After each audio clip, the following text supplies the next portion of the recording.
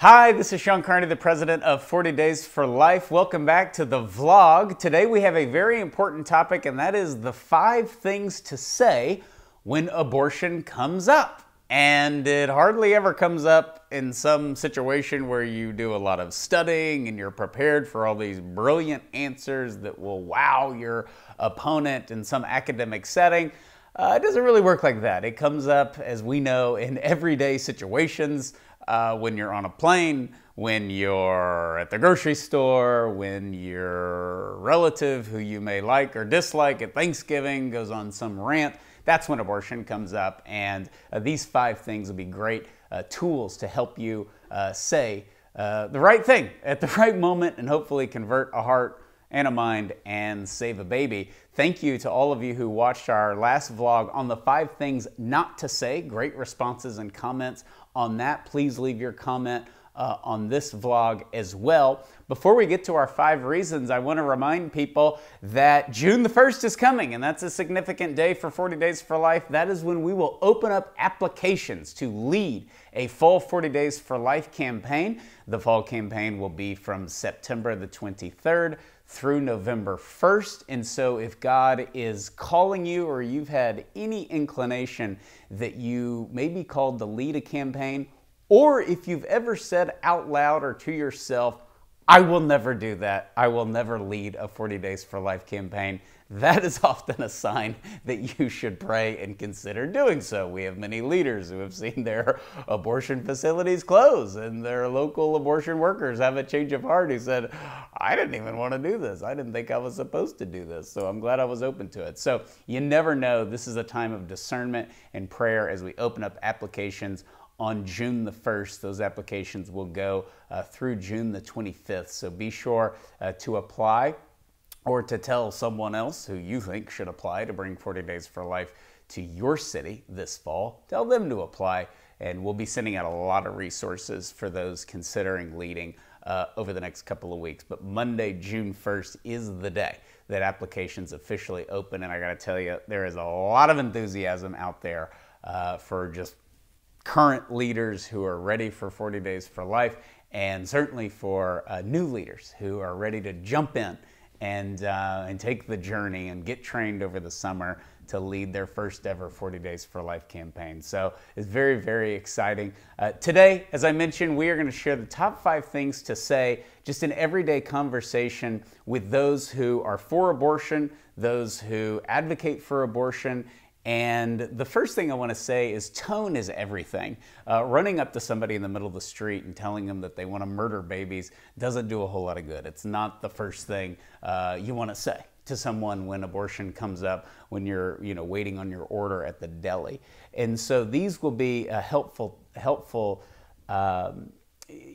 sayings and points to make intellectually, but they have to come from the heart. Most of the conversions we've been involved with, the head is following the heart. This is an emotional issue, and intellectually, this is the easiest position in the world to take, is to be pro-life. To be against life, to be for abortion, you have to reject science, you have to reject reason, and if he matters at all, you have to reject God. And so very few things in the world require you to reject all 3 of those things in order to accept them and advocate for them. So we're not geniuses or know-it-alls because we can defend life. This is very basic stuff, and I think sometimes we confuse giving respect to the other side as giving the other side credibility. And we can give them respect. They have no credibility intellectually. This is our barbaric practice, and it's something that goes against our human nature. It also goes against science. And so supporting abortion deserves no intellectual respect, but we do respect the people because often they're doing it for emotional reasons or personal reasons or passionate reasons, and it's not really grounded. So these phrases will help redirect everything back to the issue. But remember, we have to do that with love. So these are 5 things. This is sort of just going over the mountaintops, and we dig deep into these in our recent podcast on these 5 things, so you're welcome to listen to that. But number 1, something to say that really gets people to think is that quality and equality does not depend on our circumstances. We in the pro-life movement want equality for everyone. And to support abortion, it is required that you reject equality outright, that you believe in equality for some and not for those because of their size and their location in the womb. And that is the definition of inequality.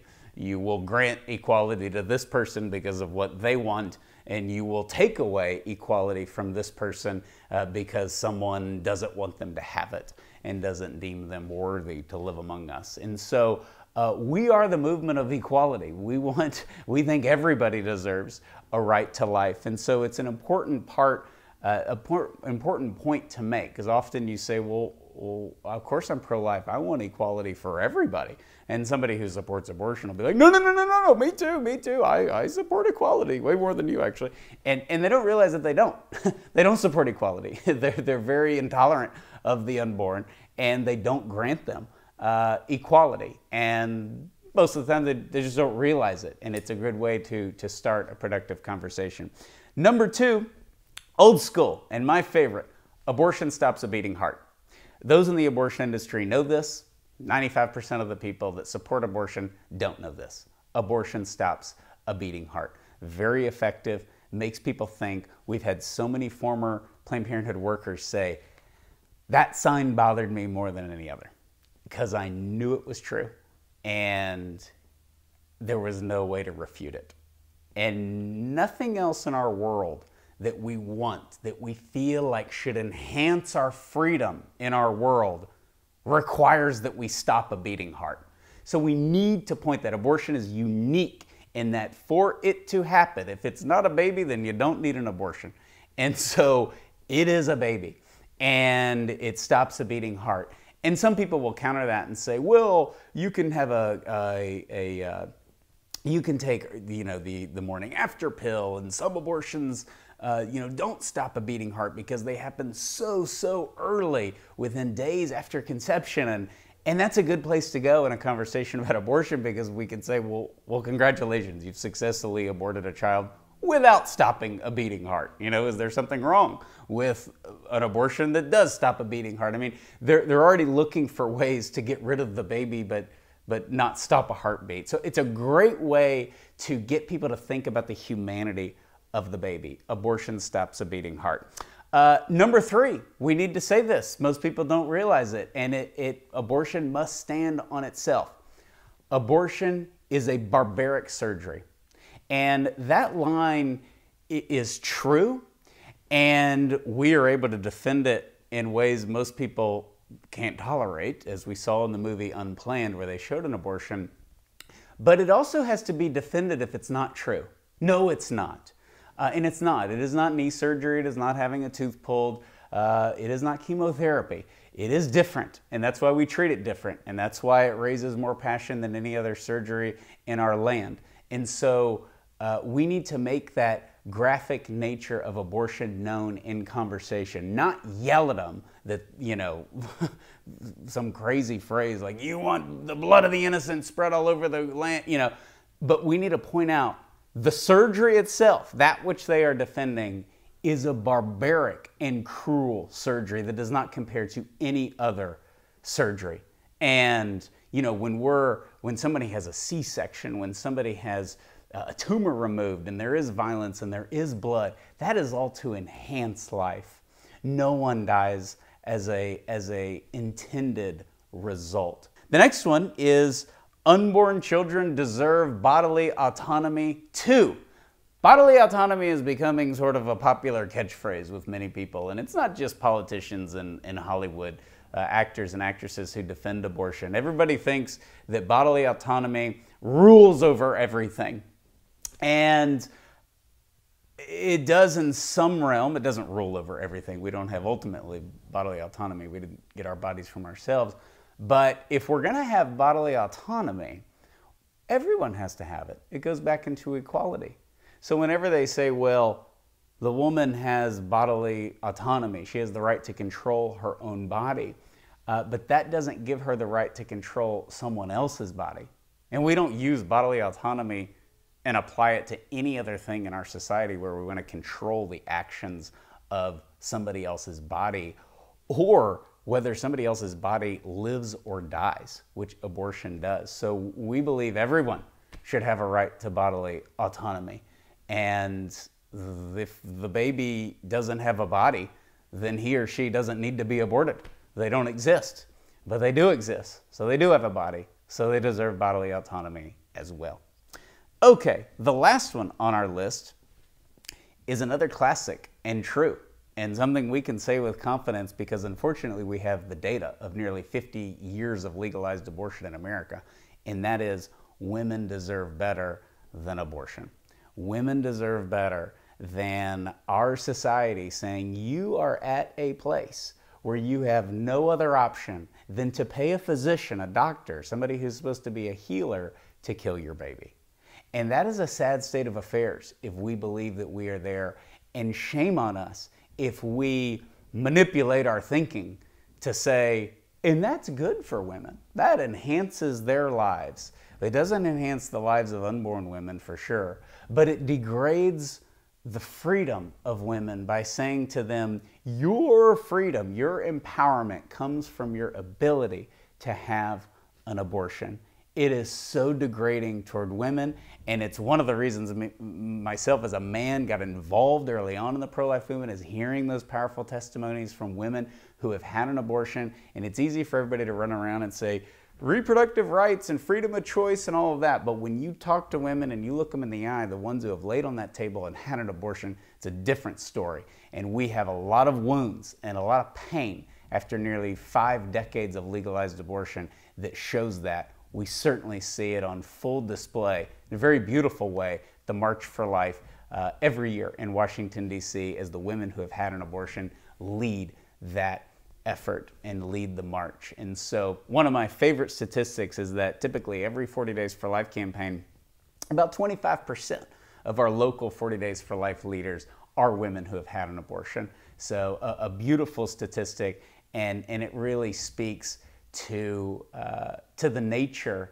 of abortion and the fact that it's not something that empowers you and that women are running around saying this is the greatest thing in the world. The Shout Your Abortion movement is a movement of desperation. It's not a movement of hope or of truth. So women deserve better than abortion is our 5th one. So just to review these, the top 5 things to say right when abortion comes up, which obviously is never when we expect. And you can adjust these, obviously reword them and post some things that you've said on this page. But number 1 was equality doesn't depend on circumstances.